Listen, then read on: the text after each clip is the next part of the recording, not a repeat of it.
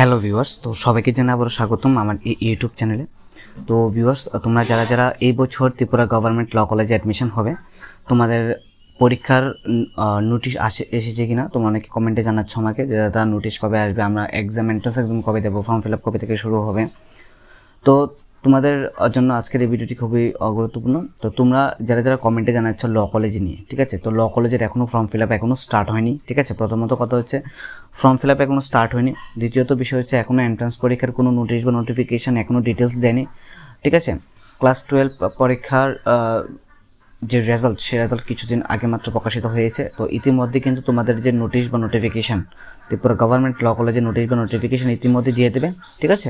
তো তোমরা খুব শীঘ্রই কিন্তু নোটিশ বা নোটিফিকেশান পেয়ে যাবে। তোমরা আমার চ্যানেলটাকে সাবস্ক্রাইব করে রাখো, তাহলে নোটিশ বা নোটিফিকেশান যদি আসে ত্রিপুরা গভর্নমেন্ট ল কলেজের, এবার এটা ফর্ম ফিল আপ হোক, তারপর কাউন্সেলিং হোক, তারপর এক্সাম হোক, সব কিছু আমি ডিটেলস ভিডিও তোমাদেরকে দিয়ে দেবো আমার এই চ্যানেলে, ঠিক আছে।